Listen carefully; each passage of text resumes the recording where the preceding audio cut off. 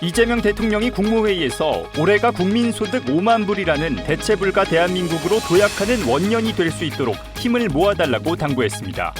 이 대통령은 또 3대 메가 프로젝트의 조기 현실화를 위해 정부와 기업이 한몸처럼 일해야 한다고 강조했습니다. 올해 상반기 육아휴직 급여를 처음 받은 사람 10명 가운데 4명은 남성으로 나타났습니다. 이른바 아빠 육아휴직이 확산하는 가운데 우리 군의 남성 육아휴직 현주소에 대해 자세히 짚어봅니다. 우리 군의 K2 전차를 생산하는 현대로템이 국내 최초로 나토 품질 보증 시스템 인증을 받았습니다. 우리 무기 체계가 국제 기준에 부합하다는 것이 증명된 만큼 앞으로 나토 회원국을 비롯한 해외 방산 시장 진출에 긍정적인 영향을 줄 전망입니다. 시청자 여러분 그리고 국군 장병 여러분 안녕하십니까? KFN 국방뉴스 시작합니다. 이재명 대통령이 국무회의에서 올해를 대체불가 대한민국으로 도약하는 원년으로 만들기 위한 목표를 제시했습니다. 우리 정부 출범 이후 처음으로 이뤄진 나토 순방과 몽골 국빈 방문 성과에 대해서는 방산과 첨단 기술의 글로벌 협력의 새 지평이 열렸다고 평가했습니다. 김철환 기자입니다. 올해가 잠재 성장률 3%, 세계 무역 4강, 국민소득 5만 불이라는 대체불가 대한민국으로 도약하는 원년으로 기억될 수 있게 힘을 모아주시길 부탁드립니다.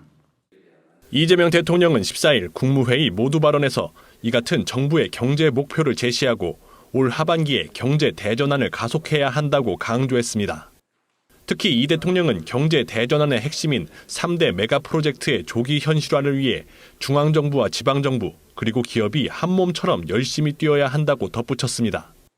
이 대통령은 전날 있었던 국가재정전략회의에서도 3대 메가 프로젝트를 우리 경제의 새로운 기회로 만들기 위해 정부의 역량을 총동원해 집중 지원하겠다는 뜻을 밝혔습니다. 이 대통령은 또 대한민국의 번영은 경제의 힘만으로는 이루어질 수 없다면서 북대서양 조약기구 나토 순방과 몽골 국빈 방문 등 최근 있었던 외교 성과를 전했습니다. 이 대통령은 튀르키예에서 열린 나토 정상회담에서 한나토 방위산업 파트너십 2.0을 제안하고 조달 기본협정을 추진키로 하는 등 연 15조 원 규모의 나토 군수 방산 시장에 대한 K방산 참여 가능성을 확대한 바 있습니다. 이번 외교 일정을 통해 방산과 첨단 기술의 글로벌 협력의 새 지평이 열렸습니다. 그리고 핵심 광물 공급망 확보에도 상당한 성과가 있었습니다. 관계부처는 이러한 외교적 결실이 국민의 삶과 우리 경제에 실질적인 보탬이 될 수 있도록 후속 조치를 속도감 있게 추진해 주기 바랍니다. 아울러 이 대통령은 15일 오송 지하차도 참사 3주기를 언급하며 국민의 생명과 안전을 위협하는 모든 재해에 대해 철저히 대비할 것을 주문했습니다. 국민의 생명을 지키는 일에는 어떠한 작은 빈틈도 절대 허용해서는 안 됩니다. 안전 문제에 관한 지나친 것이 부족한 것보다 훨씬 낫습니다. 국방뉴스 김철환입니다. 이재명 대통령이 오는 15일부터 취임 후 두 번째 정부 업무 보고를 받습니다. 이번 업무 보고는 지난 연말 각 부처가 제시한 정책과 과제가 실제 현장에서 제대로 이행되고 있는지 점검하기 위해 마련됐습니다. 보고는 모두 9차례에 걸쳐 진행되며 정부 부처와 국민 체감형 민생 사업을 추진하는 공공기관 등 140개 기관이 참여합니다. 공개 모집을 통해 선정된 국민참여단 200여 명도 현장에서 보고 과정을 함께 지켜볼 예정입니다.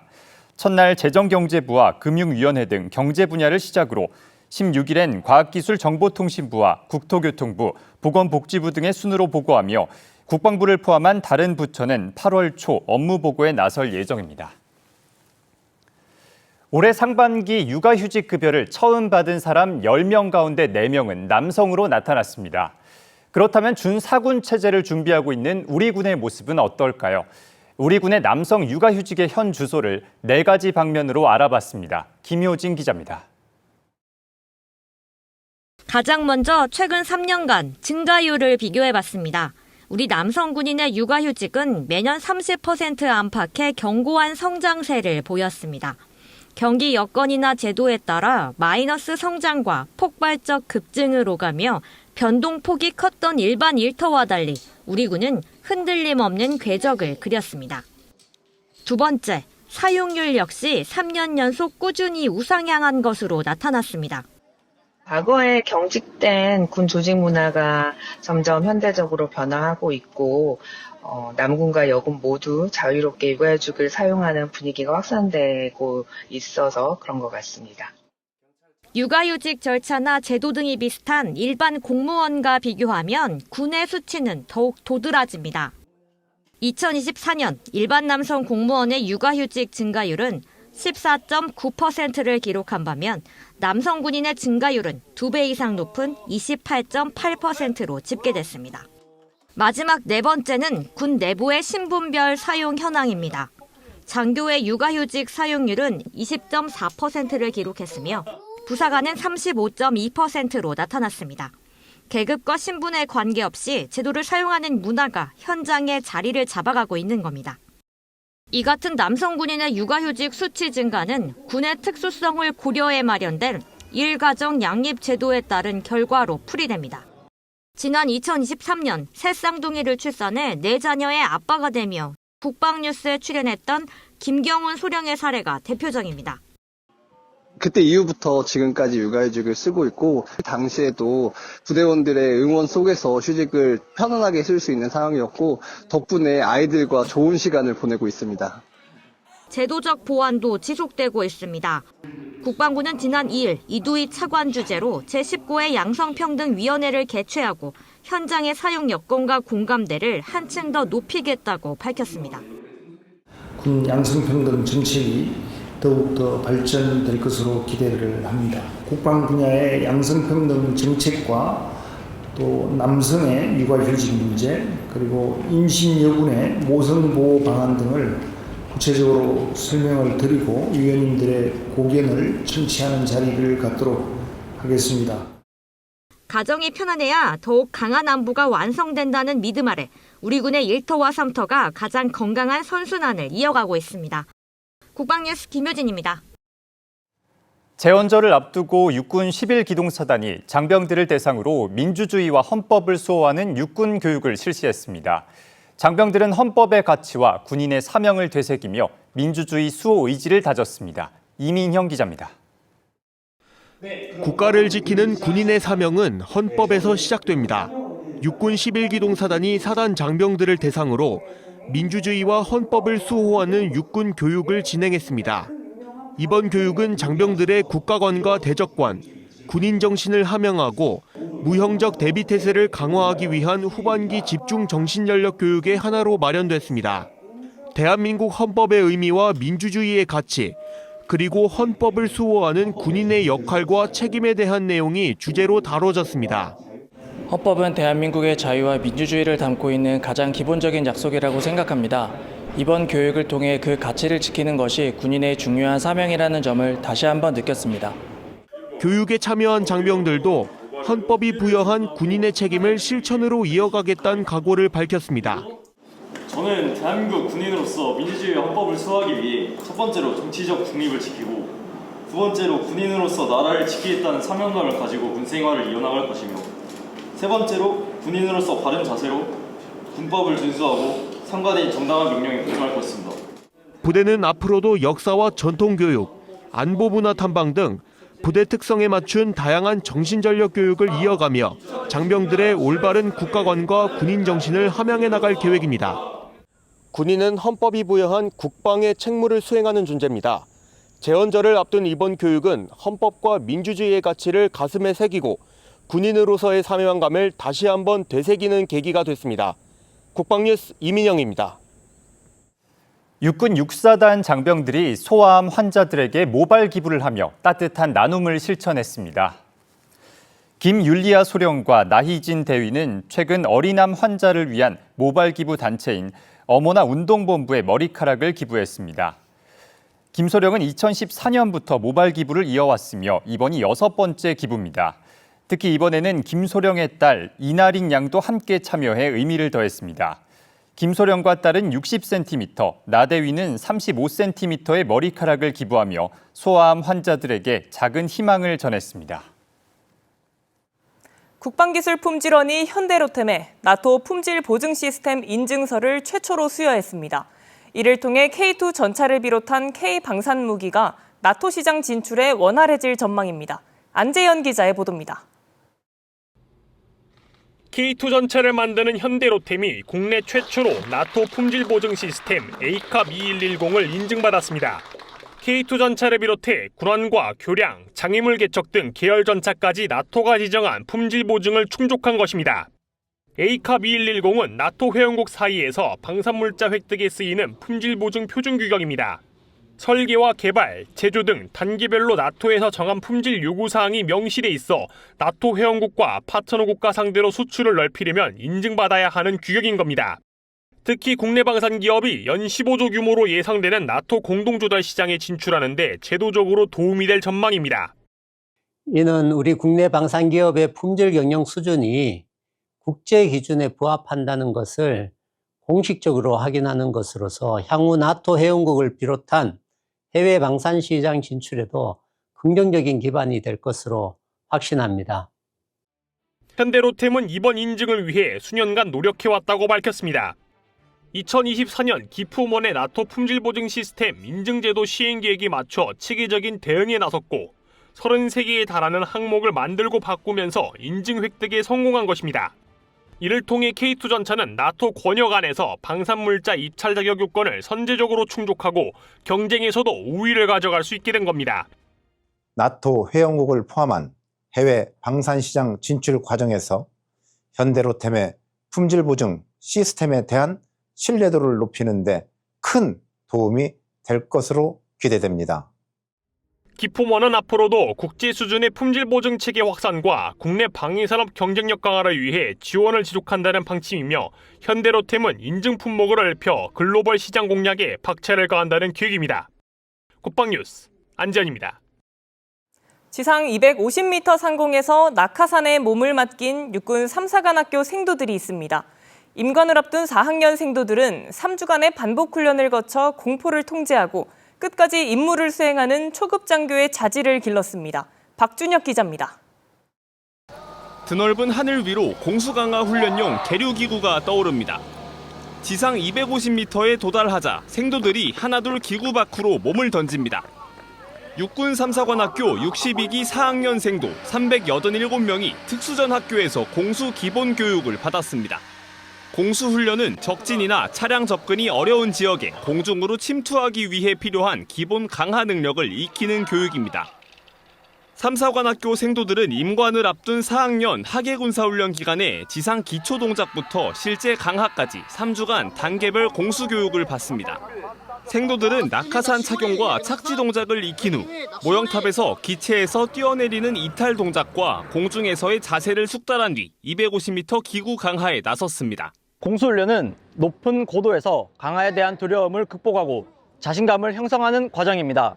반복 숙달 훈련과 체계적인 안전교육을 통해 기본 자세를 갖추고 강한 정신력을 지닌 장교로 성장하는 기회가 될 것입니다.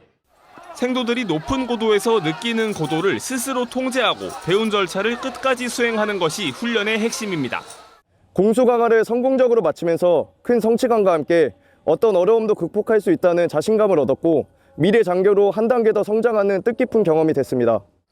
지상 250m에서 내디딘 한 걸음은 야전에서 장병을 이끌 초급 장교로 나아가기 위한 책임감을 확인하는 과정이 됐습니다. 국방뉴스 박준혁입니다.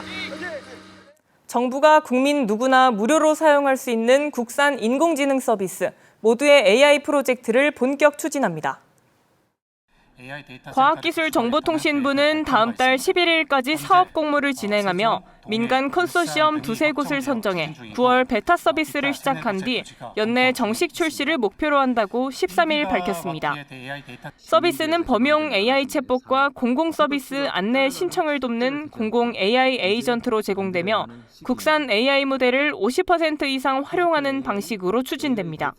카카오와 LG U+가 공모 참여를 공식화했고 네이버와 SK텔레콤, KT 등도 참여를 검토하고 있습니다. 우리 공군이 호주에서 열리는 다국적 연합 공중훈련인 피치블랙에 참가합니다. KF-16 전투기와 C-130 수송기 등이 참가해 16개국 공군과 함께 다양한 연합 공중작전을 수행할 예정입니다. 이 내용은 앵커 리포트로 전해드립니다. 공군이 오는 17일부터 다음 달 7일까지 호주 다윈 기지에서 열리는 다국적 연합 공중훈련 2016 피치블랙에 참가한다고 14일 밝혔습니다.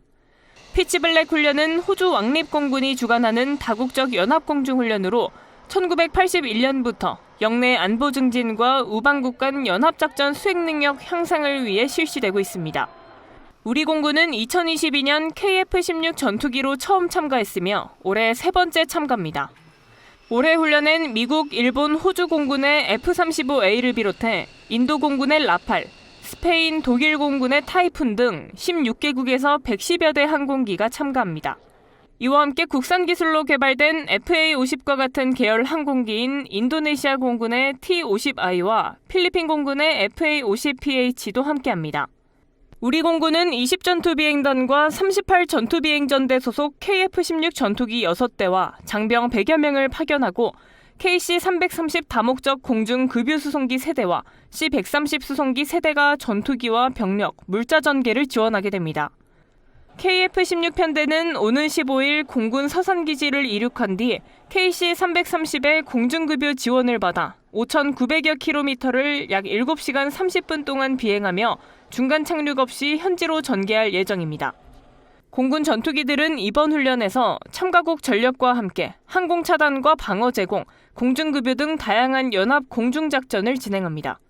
국방뉴스 이채원입니다. 이어서 오늘의 국방단신 전해드립니다. 육군 55 보병사단이 지난 10일 부대 인근 야탑고등학교 학생 260명을 부대로 초청해 국가안보와 군의 중요성을 알리고 군을 보다 친숙하게 이해하도록 돕는 행사를 열었습니다. 학생들은 개인 화기와 방탄복 등 군 장비 물자를 직접 살펴본 뒤 영상 모의 사격을 체험했습니다. 교관 조교 역할을 맡은 장병들은 장비 운용을 설명하면서 군 생활과 임무에 관한 소통을 이어갔고 이를 통해 학생들은 군을 더 가깝게 이해했고 장병들 역시 지역사회와 함께하는 군의 역할을 되새겼습니다. 육군학생군사학교 2교육단 독도법 교관 최지인 소령이 하임리법으로 유치원생의 생명을 구해 감동을 전했습니다.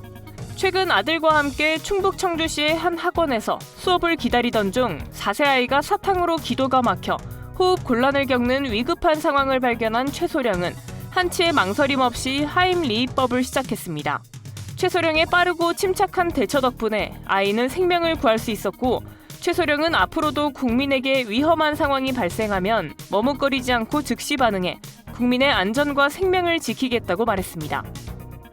국방홍보원과 국군의 날 행사기획단이 국군의 날 행사의 성공적인 개최를 위해 힘을 모으기로 했습니다. 배종호 국방홍보원장은 13일 서울 용산구 국방홍보원을 방문한 장소경 국군의 날 행사기획단장을 비롯한 기획단 주요 지기자들을 만난 자리에서 국방홍보원이 가진 역량을 집중해 국군의 날 행사 홍보에 함께할 것이라고 강조했습니다. 장 단장은 이에 대해 올해 국군의 날이 국민에게 더 잘 알려질 수 있도록 국방홍보원과 적극 협력하겠다고 화답했습니다.